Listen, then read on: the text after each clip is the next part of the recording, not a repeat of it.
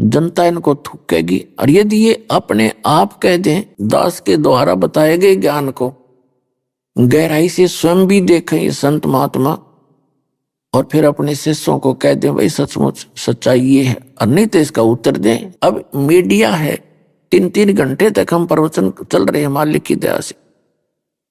नहीं तो कहीं किसी टीवी पर कोई जरा सा भी उल्ट सुल्ट बोल दे तो उद्मस्तार दें ये इसे नकली है। अरे इनका दम घुटता जा रहा है, जब कोई सांस भी काटता होता है। हाँ, बकवाद तो कर सकते हैं, वो करो, लेकिन सच्चाई में आके दिखाओ सामने। इनके पास ज्ञान नहीं है। जब राधा स्वामी पंथ का प्रवर्तक श्री शिवदयाल जी भूत बनकर अपनी शिष्या बुक्की में बोल रहा है, पुण्यात्माओं बाकी का क्या होगा। एक छोटी सी बात समझने की, जिसको हम परम धनी मान रहे वो भूत बन गया तो मोक्ष कहाँ होगा बाकी का। समझदार ने संकेत बतेरा हो है, और मन ने तो गला पड़ा लिया, सारा कुछ इतिहास खोल के धर दिया इनका। इन सतनाम का पता नहीं, न सतलोक का पता नहीं, सचखंड का पता नहीं। वो सार नाम, वो सतनाम, वो सतपुरुष, वो सतलोक खक है इनके पास। 5 नाम काल के जाप करवा रहे। जितने भी कबीर पंथी हैं किसी के पास भी भक्ति मार्ग नहीं है, कख भी नहीं उनके पास। क्योंकि परमात्मा ने कहा था कि काल ने मेरे से कहा था कि मैं 12 पंथ नकली चलाऊंगा, इन 12 के अतिरिक्त अन्य और अनेक पंथ चलाऊं या विद जीवों को भरमाऊं। तो फिर भगवान ने कहा था कि जब 5505 वर्ष बीत जाएंगे कलयुग के, उस समय मैं अपना हंस भेजूंगा, और उस समय तक ये सभी नकली पंथ संत महंत अपना जो कुछ इन्होंने कहना सुनना है अपनी बड़ी बड़ी पुस्तक बनाकर सेट हो चुके होंगे, और उनके अनुयायी भी इस बात से परिचित होंगे हमारे गुरुजी क्या नाम देते हैं और क्या ज्ञान देते। फिर हम उन्हीं सदग्रंथों से आप जी को, उन पुण्यात्माओं को रूबरू कराएंगे, सच्चाई दिखाएंगे। तो इसलिए आपको पहले परमात्मा ने शिक्षित किया। सन 1947 में भारत आजाद हुआ, उससे पहले शिक्षा नाम की चीज नहीं थी भारतवर्ष में। और 8 सितंबर 1951 में दास का जन्म हुआ। उसके बाद एकदम कितना परमात्मा की दया से बूढ़ों तक को पढ़वा दिया भगवान ने। और फिर देखो आपके, फिर ये कैसे इंस्ट्रूमेंट उपकरण बनवा दिए। ये आपके लिए बने हैं कि ताकि आप आंखों देख सकें कि सच्चाई क्या है। प्रोजेक्टर के माध्यम से, डीवीडी के माध्यम से, आप टीवी चैनलों के माध्यम से घर बैठे भगवान के बच्चे इस ज्ञान को समझेंगे।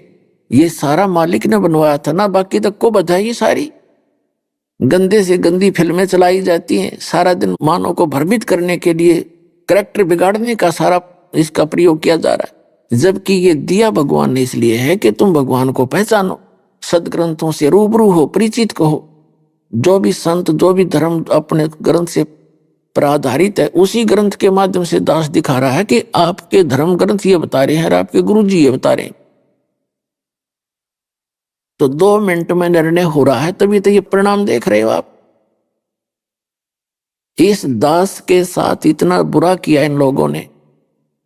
उद्देश्य उनका यही था कि यदि रामपाल सफल हो गया, थारी दुकान बंद हो जाएंगी। इन नकली संतों, पंथों, आचार्यों, शंकराचार्यों ने। और लेकिन मालिक साथ है, सांच को आंच नहीं होती। और आज डूंडा ठा दिया, सबके छक्के छुड़ा दिए परमात्मा ने। और एक दिन आएगा, इनको धिक्कारेगी दुनिया।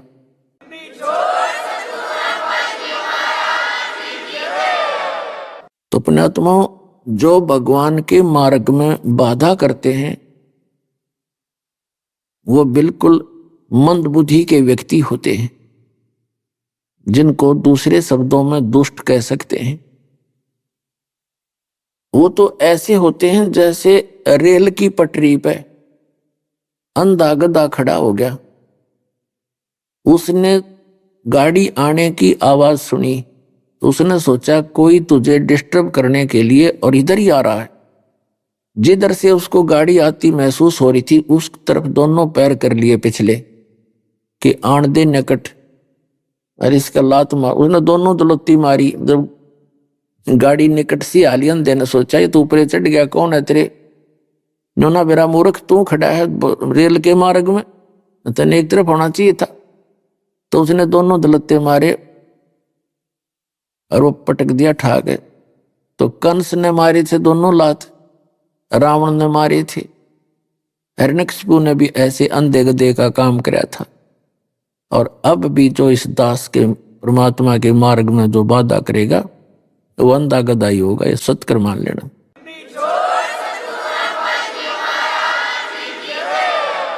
तो पुण्यात्माओं परमात्मा ने बताया है कि मन तो सुख के सागर बसरे, भौर नहीं ऐसा यसरे। सर्व सोने की लंका थी वह रावण से रणधीरम, एक पलक में राज बिराजी जम के पड़े जंजीरम। मन तो सुख के सागर बसरे, भाई और न ऐसा यसरे। पुण्यात्मा आदरणीय गरीबदास साहिब जी को कबीर परमात्मा मिले थे, गांव छुड़ानी जिला झज्जर हरियाणा में, खेतों के अंदर। और वहां से उनको सतलोक लेकर गए थे, 10 वर्ष के बालक थे वो। फिर वहां से सारा कुछ ऊपर की सब क्रियाएं, सब तत्व ज्ञान से परिचित करा के गरीबदास महाराज ने परमात्मा को आंखों देखा, ऊपर की सारी स्थिति को आंखों देखा और फिर आके बयान किया कि उनको वापस छोड़ा अपना गवाह बना के कबीर भगवान ने। तब उन्होंने कहा कि मन तू चल रे सुख के सागर, जहां पर शब्द सिंधु रत्नाकर। अब सुख का सागर किसे कहते हैं? जहां दुख नाम की चीज नहीं। जैसे समुद्र के अंदर कोई नौका जहाज में बैठकर चला जाता है व्यक्ति 100-200 किलोमीटर, 100-200 किलोमीटर जाने के बाद वहां जल के अतिरिक्त कुछ भी दिखाई नहीं देता उसको, जहां देखा जल ही जल, जल ही जल। तो परमात्मा ने बताया कि सतलोक वो सुख का सागर है जहां दुख नाम की चीज नहीं। और सागर मीन कभी समाप्त न होने वाला जो पदार्थ, तो वहां सुख रूपी पदार्थ कभी समाप्त नहीं होते। वहां बाग बगीचे हैं, बहुत सुंदर मधुर मेवा है, सब फल फ्रूट लगे हुए सदाबहार रहते हैं। वहां कभी अकाल नहीं आता, किसी चीज का अभाव नहीं। अपने आत्माओं हम काम क्यों कर रहे हैं? पेट के लिए। इसमें ये ऐसा यंत्र है, इसके अंदर डालते रहेंगे तो चलता रहेगा, डालते रहेंगे चलता रहेगा। इसी के लिए कमाते हैं, सारा दिन धंधा इसी के लिए करते। झोंपड़ी झांपड़ी तब बाद की बात है, जब पेट भर जाए आदमी का तब बड़े मकान बनाने की सोचा, जब पेट ना भरे मकान धरे धराए रह जाए। एक बार कहते हैं अकाल गिर गया था और ये दिल्ली के शहजादे कहते रोटी मांगते फिरे थे, जो नान पुलाव खाया करते और महला में रहा करते थे। तो बताया है कि जिस शरीर में आप रह रहे हो ऐसा यंत्र है, इसमें डालोगे तो चलेगा, ना कति नहीं चले, 2 दिन में कंडेम हो जाएगा। इसलिए सारा जीवन इससे का काम लगे रहते हैं, अंत में यूं खत्म हो जाता है। तो इससे जो लाभ हमने उठाना था, जो क्रिया करनी थी, इस मिट्टी से सोना बनाना था, उसकी विधि का पता नहीं था। आज आपको उसकी विधि का पता लग गया। फिर आप कहां जाओगे? सतलोक चले जाओगे।